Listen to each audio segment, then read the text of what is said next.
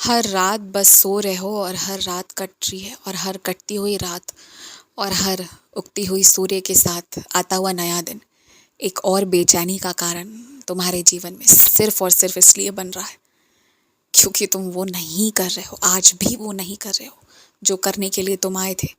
तुम्हें पता है, कुछ लोगों ने ना अपनी इच्छाओं की पूर्ति के लिए बहुत गलत गलत काम किए हैं और उन्हें पूरा भरोसा है कि उन्हें वो मिल जाएगा। अगर उस तरह के लोगों को भरोसा है तो तुम्हारे जैसे बच्चों को भरोसा क्यों नहीं है? तुम्हें तो और भरोसा होना चाहिए क्योंकि तुमने कभी गलत काम नहीं किया है। इसलिए भरोसा रखो मुझ पर और अपने आप पर। और तुमने ऊदी को जिस डब्बे में डाल रखा है उस डब्बे को ठीक से रखो। वो गिरा और ऊदी उसमें से गिरी तो तुम फिर मन में 100 सवाल लिए बहुत चीजें सोचोगे।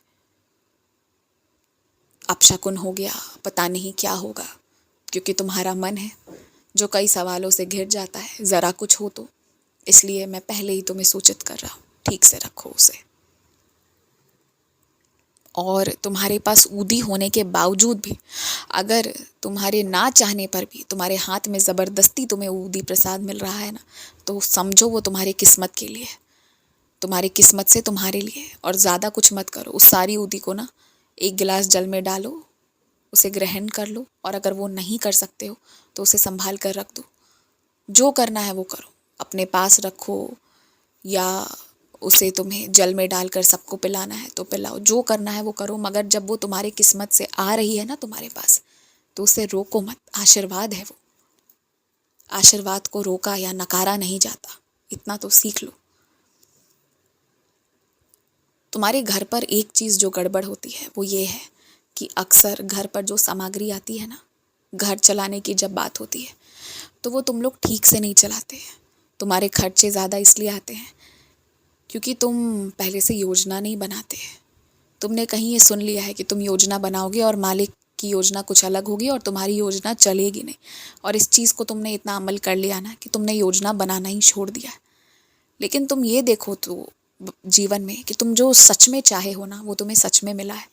तो ठीक उसी तरह इस तरह अपने घर को, अपने घर संसार को कैसे चलाओगे? थोड़ा सा ना खर्चों पर नियंत्रण करने के लिए पहले ये देखो कि बेफिजूल के खर्चे कहाँ हो रहे हैं, तब नियंत्रण कर पाओगे। और ये करना बहुत ज़रूरी है। हर हफ्ते जो थोड़ा थोड़ा करके सामान लाते हो ना, इकट्ठे एक ही बार लेकर आओ। चाहे जो हो जाए एक बार लाने का प्रयास करो। जो भी कच्चा सामान लाते हो फिर देखो कि परिस्थिति कुछ अलग होगी। और मैं तुमसे ये भी कहना चाहता हूँ कि तुम ना चाहे आज जो भी कमा खा रहे हो अपने दम पर कर रहे हो। तुम नहीं महंगे होटलों में रहने की व्यवस्था कर सकते, लेकिन तुम जितना तुम्हारी आमदनी है उसके हिसाब से तुमने जितना सोचा है उतने में तुम अच्छे से खुद घूमकर अपने परिवार को तीर्थ कराकर ला तो सकते हो ना। जो तुम्हारी औकात है अपनी औकात को स्वीकार करो और उस हिसाब से काम करना शुरू करो। बाद बाकी जो होगा वो देखा जाएगा। सारा दिन एक जैसा थोड़ी होता है। कल को तरक्की होगी, कल को और बड़ी जगह ले जाकर रुकवाना।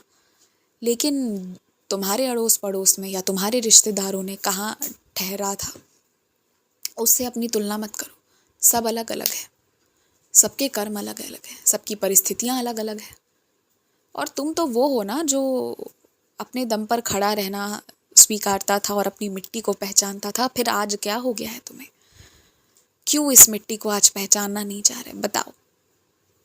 ऐसा ना करो। तुम जो अपने तरफ से कर रहे हो बहुत अच्छा कर रहे हो और मैं खुश हूँ उसमें। हमेशा मुस्कुराते रहो और तुम्हारे लिए भेंट स्वरूप वस्त्र भेज रहा हूँ, स्वीकार करना।